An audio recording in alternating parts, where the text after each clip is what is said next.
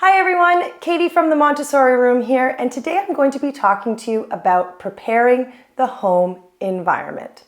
So what do you need to know? The trick is less is more.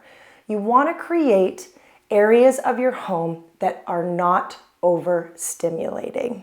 If you've ever had a chance to observe in a Montessori classroom, you'll see that there are very few distractions within the room. This is because we want the children to be able to develop their focus and their concentration. And when we have a lot of things on the walls, a lot of noise happening, this can be a distraction and can be overstimulating for them. You want to create child-centered spaces in the areas of your home where your child spends time. So in infancy, this may be their bedroom.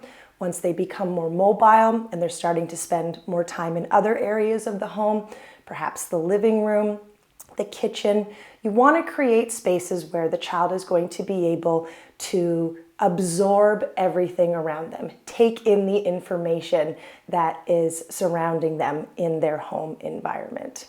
So how you can create child-centered spaces is by adding some child-sized furniture, using child-sized tools wherever possible, and eliminating any obstacles.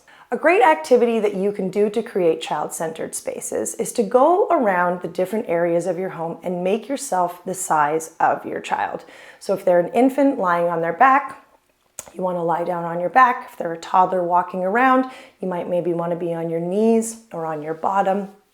Basically, you want to see these spaces from the perspective of your child.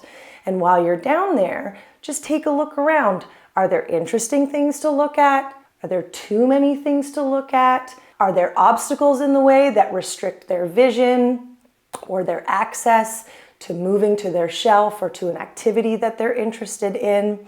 Basically, as I said, you just want to see the room from the perspective of your child. This is an exercise that we did at the college with teachers in training, and I've recommended it to many parents over the years. We actually have a blog post about this activity and what the benefits are, so I'll link to it in the comments below. As I said earlier, less is more. Children actually don't need as much as advertisers would lead us to believe. You want to create order in the environment. Infants and toddlers thrive on order and consistency. Dr. Montessori actually found that children go through a sensitive period for order where they have a very strong need for order in their environments, but we will talk about that in a future video. Order provides a sense of security for a child. It creates predictability. They start to notice the patterns in their daily life. They start to absorb things around them. And when there's order in the environment, it allows for the child to know where to find something, and it invites them to seek it out on their own.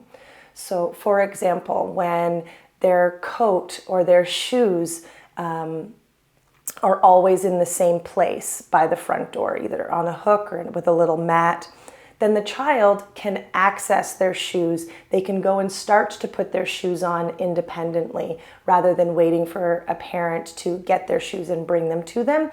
And anything that they might need is available to them by creating order around the home. So you can see even on the shelves behind me, everything is in a basket or on a tray.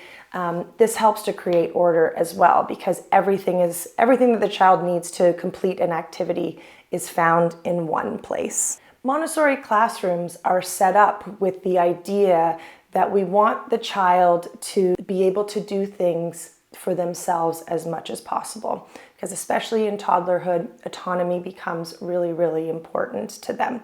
So one of the mottos that we have in Montessori is that the goal is help me to do it myself. So we are helping the child to be able to do it themselves eventually. And we do that by preparing the home in a way where the child is going to be able to grow and access things and know where to find things. The other thing to keep in mind when preparing areas of your home is that movement is really important in infancy and in toddlerhood.